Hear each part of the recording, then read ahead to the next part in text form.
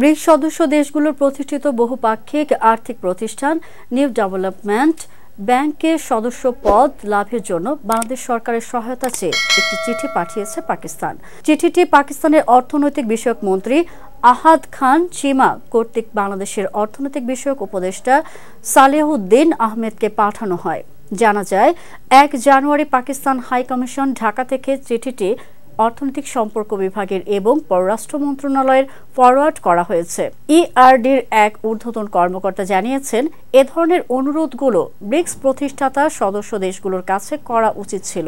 NDB প্রতিষ্ঠা করা হয় ২০১৩ সালে ব্রিক্সের ৫ম সম্মেলনে, যেখানে ব্রাজিল, রাশিয়া, ভারত, চীন এবং দক্ষিণ আফ্রিকা একমত হয়ে এই বহুপাক্ষিক আর্থিক প্রতিষ্ঠান গঠনের সিদ্ধান্ত নেয়। বাংলাদেশ ২০২১ সালের সেপ্টেম্বরে এই ব্যাংকের সদস্য হিসেবে অন্তর্ভুক্ত হয় এবং তার পরপরই যুক্তরাষ্ট্র, মিশর এবং উরুগুয়েও সদস্য পদ লাভ করে। বর্তমানে ব্যাংকটির সদর দপ্তর চীনের সাংহাইতে অবস্থিত।